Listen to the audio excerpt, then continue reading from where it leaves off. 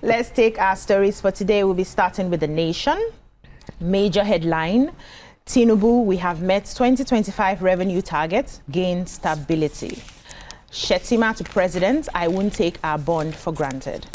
Lagos to host electric powerboat championship. Adjacent varsity lecturers withdraw services over unpaid salaries. Nigeria braces for cyber digital diplomacy, says Tuga. Wike camp gives conditions for PDP convention to hold. Ex-IG Arase served with honor, dignity, says Jonathan Ehindero. What stories do we have in The Nation? I took the one for Lagos State to host electric power boat championship. It's a good one for Lagos. Tourism is thriving now, and this is saying that the organizers of the E1 series and the Lagos State government have expressed their readiness to hold the world-class E1 electric power boat championship. The event will bring over 250 sports personalities together next month in the nation's economic capital, Lagos. They said the landmark event would be taking off in Africa for the first time between October 3rd and 5th in Victoria Island, symbolizing the Lagos commitment to clean energy and climate action, promotion of innovation, tourism, cultural exchange, commerce, sustainability, water transportation, and sports potential.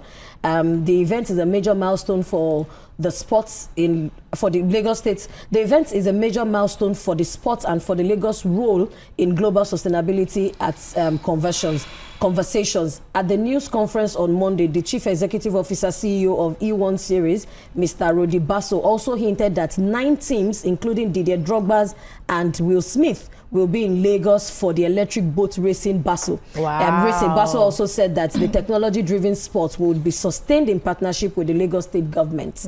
This is a very huge one. It's a huge one. Congratulations to Lagos State. I hope they'll put all the tenants in place so that I pray that there will be no casualties. This will bring more opportunities for investors to come in the that space. I'm so excited. I'm going to be there. Yeah, so I have a short story here. They said the 60-year-old woman delivered of babies at Abwad Hospital. They said, because they are considering a high-risk kind of pregnancy. So they are saying that a 60-year-old woman has given birth to babies at Afe Babalola University after many years of waiting. They said the Director Corporate Affairs Tunde said the feat was achieved at the hospital's fertility center through advanced reproductive technology and comprehensive antenatal care. They said the Chief Medical Director, that is Dr. Akinola, praised the teamwork that made the delivery possible, noting that the collaboration between Olive Hospital and the multi-system hospital was critical to the medical feat. He also said that highlighted how modern fertility treatment and quality obstetric services could deliver positive outcomes even in high-risk pregnancies. He now said that the hospital, Akimade said the fertility center, which was well equipped with modern infrastructure and dedicated specialists, enabled the hospital to safely manage complex maternal cases that might otherwise require treatment abroad. So you're saying, all these things, most people travel abroad to go and do it, but see them, they've done it here on a 60-year-old woman. Yeah, wow. this is wonderful. Aren't you looking to give us one more? Aren't you? I'm just looking at her. I saw the story, but I didn't read it. I was like, 60 years old. But think about it. But she's not had a child since. Okay, maybe she hasn't had a been waiting child. because it's written here that she's been waiting. There's an excuse. It's telling You have had a child. Every time you have a child, your body drops. Yes. Do you have a story, or should I move on? So I took the major headline here. The economy, according to President Bola Ahmed Tinubu yesterday, it says the economy has stabilized and the revenue target set for this year has been met since last month. With the revenue situation, government has enough resources to carry out programs without borrowing. So he spoke when he received the members of the Buhari organization, that's the TBO, leaders of the defunct Congress Progressive Change, CPC, the political party which was also formed by late former presidents, which went into merger. So he received them and he was saying, I stand here before you to brag that Nigeria is not borrowing. He says that Let me get that. It says that they had met our revenue target for the year, and we met it in August. That's last month. It said the economy has stabilized. Nobody is trading a piece of paper for an exchange rate anymore. It says when I took over, it was 1,900 to a dollar. Now it's 1,450 naira to a dollar. Rates are stabilizing now. You don't have to know a CBN governor. All you need to do is export, import, and create jobs for the people. He also went ahead to say that they have, remained. It's remained their priority to keep fixing the economy, and everything is going gradually. Very soon, the people will begin to see more results, and we're looking to do that. Let me see if we have time. Okay, let's move on now to the Punch. Major headline: Wike's camp demands ignites fresh PDP feud. Again, Southwest tops as voter pre-registration hits 2.5 million. Tariff war. Respect state electricity regulators. Federal government wants discos. CNG price hits 450 naira as federal government withdraws subsidies. Customs intercept firearms. 4,841 ammunition in Southwest. National Assembly cautions WAEC on planned CBT rollout. 3 Lagos laborers found dead in makeshift apartments. Atiku slams federal government as bandits sack Kwara village. We'll take a story and do a short break. Who's ready to go? Okay, so I have the story about the PPP. That she's saying that we should prioritize PPP, not borrowing. The DMODG Oniha tells states. They said the Director General of the Debt Management Office, Ms. Patience Oniha, has challenged that state governments in the country to explore PPP options for infrastructure financing and avoid borrowing as a major funding force. She said this on a one-day workshop on borrowing guidelines for top policy under the state's action on business enabling reforms program. She said in her words, borrowing should not be the major way to source funds. You must up your revenue through increasing your tax revenues. She said, of course, the PPP, meaning public-private partnership, can help Nigeria economy by attracting private sector investments and expertise to develop infrastructure and deliver public services. She said this will reduce the financial burden on governments, accelerate project delivery, and often result in higher quality outcomes. So we should really consider the PPPs, and it can also create jobs, stimulate local businesses, and foster innovation. So I hope the government, the state governments will adopt this. With all the amount of money that they have been given, they are still borrowing money to make sure to carry out one or two things. Well, when they do a audit, we'll see what they have been doing with all that money. Yeah, at the end of the day. All right, to do a breather here, when we come back, the newspaper reviews continue. Stay with us. Stay tuned. Your View will be right back. Welcome back. We're still reviewing the Punch. White is ready. Yeah, I have the story of the 3 Lagos laborers that were found dead. They haven't identified them, but they were male adults. They were found dead in their apartment on Olateju Street in the Lekki Phase 1 area. It happened on Sunday, the early hours of Sunday. They were staying together in a makeshift room. They were casual workers in the area, the laborers, and what happened? They had gone to sleep, and when the attackers attacked their room, and the person who I talked about, he says it's Alfred, but he didn't want to be identified. He said they came in, they brought them out, and then they proceeded to machete them. Oh God! Until laborers. They died. And he said, what did you say? I said they are laborers. Laborers, and I can't even understand. If you are going to machete 3 people, there must be noise. You mean nobody in the area heard? Nobody in the area heard. Said by the time they rushed out to meet them, they were lying in their pool of blood. Oh God! They had dragged them out of the room. So you don't do that without a lot of noise. So I'm wondering how they did this without being stopped. In Nigeria, everybody answers. And there was no organs missing, because some of these things are under organ harvesting. You never know.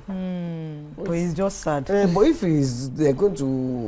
they won't do it so openly and. They brought them out of their rooms. They killed them. Okay, thank you. Thank you. Okay, this one says NCAA seeks EFCC's action against aviation sector fraud. And the Nigerian Civil Aviation Authority has called on the Economic and Financial Crimes Commission to intensify efforts against fraud and economic crimes within the aviation industry. The appeal was made on Tuesday when the NCAA Director General, Captain Chris Najomo, led his management team on a courtesy visit to the EFCC chairman, Mr. Olukayode, at the Commission's headquarters in Abuja. Details of the meeting were contained in a statement posted on the EFCC's official X handle. Najomo raised concerns about fraudulent practices undermining safety oversight and operational transparency in the sector. It's good that it's for us by us. They are the ones calling each other out now to say EFCC needs to look in, and I trust the EFCC to do a good job. We hope that we'll hear the news afterwards. Okay, so I have the Nigerian Customs. The Nigerian Customs Service Federal Operations Unit, Zone A, Ikeja, has announced that it intercepted a total of 15 assorted rifles, 4,841 rounds of ammunition, and other contraband within the southwestern region of the country. That was last month. They said the units, said this was a move of an ongoing offensive exercise to dismantle smuggling networks within the region. The Customs Area Controller in charge of the unit, that's Mohammed Shuaibu, stated this while he was addressing journalists yesterday. And he explained that the unit acted on credible intelligence and intercepted a Nissan Almera vehicle suspected of carrying prohibited items through the Ilara bush paths near the border in Ogun State. He also said that when they sighted the officers of the command, the driver and one of the passengers abandoned the vehicle and fled into the bush to, evade arrest. And according to him, he said a thorough search of the intercepted vehicle revealed that the contrabands were carefully concealed within second-hand clothing and cartons of spaghetti. Wow. They find different Can you ways. imagine? Let's move on now to the Daily Sun. Major headline: federal government moves sales of airports, refineries, Ajaokuta Steel, 89 other enterprises too. ADC accuses president of running governments like exclusive club. US explains visa cancellation for Nigerians and others. Fuel marketers jostle for dominance as 9 depot drops price to 821 later. Nobody can stop PDP convention. This is governors talking. I won't put friendship above party interest, Fintiri.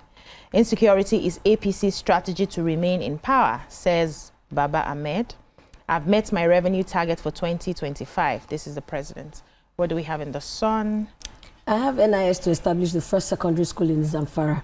And this is saying that in a groundbreaking move to strengthen education and youth development, the Nigerian Immigration Service, NIS, has announced plans to establish the country's first immigration basic and secondary school in Zamfara State, in collaboration with the state's Universal Basic Education Board, SUBEB.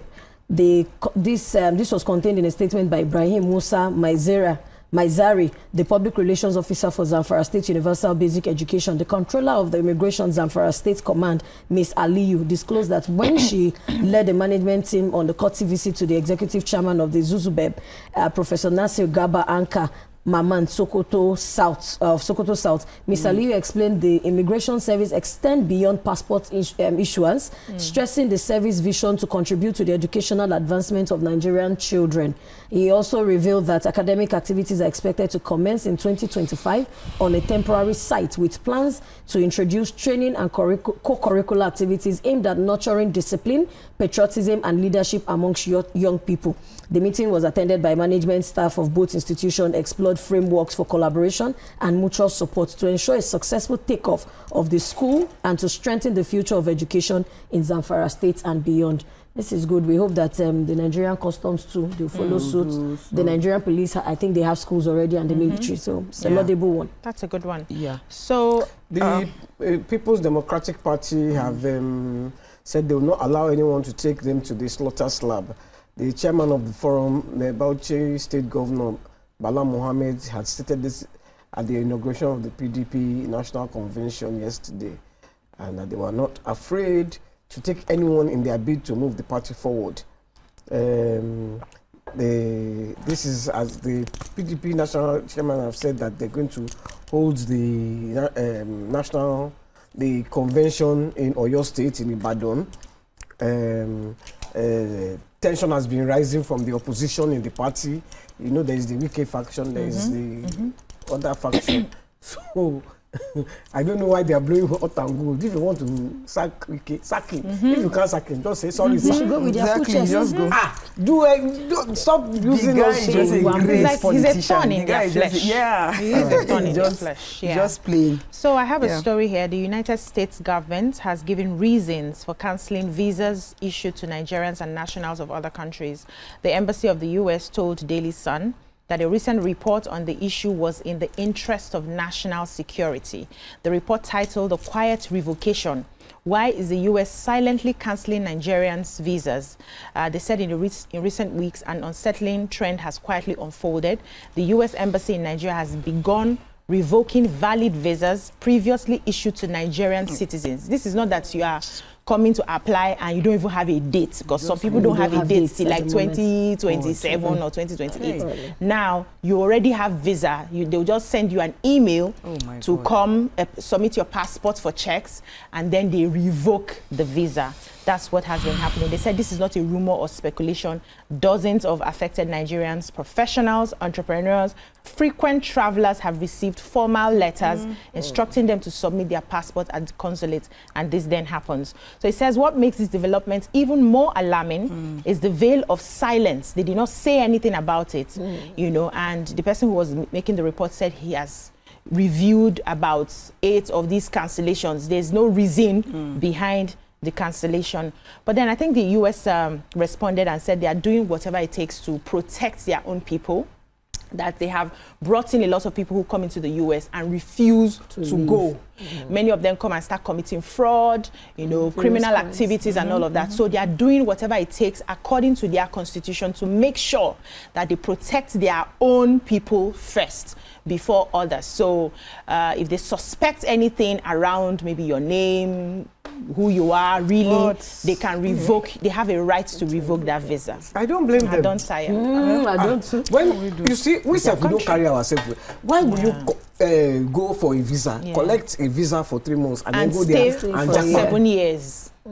And then you will not expect them. So maybe they have intelligence report that the ones that they're cancelling are going to jackpot. Yeah. But most times they And don't, but they sometimes don't have if- full if- information if you because want you've to- already given the visa. Let the person go there and jackpot. But you don't even know the intention. It You will are cost them revoking. to want to even bring you You back. Now, understand? don't You see don't it know back. the Let me intention. tell you, Let me it's a lot of work. personal It's a lot of experience. work. Let me tell you a personal experience. My We have brother a just minute got to go. visa for his band Yeah. to go to America. 3 of them are absconded during the tour. Wow. Wow. They did not complete They the didn't tour. even finish the tour. They did not even finish. Hi. One, just before they were going to go on stage, he said he wants to go and get something. He absconded. Now, you are not only have you put my brother in that situation. that situation, you have made him seem, because before he got their visas, he was. He must have had to been do a lot of totally nailed. wahala. Yeah. Why can And we the have, we 3 really have to people, go? the American embassy had rejected them. Oh, no. So they must have had the That's the integrity. problem. But you can't just. But we have to your go. speculation. So, And you say, I don't.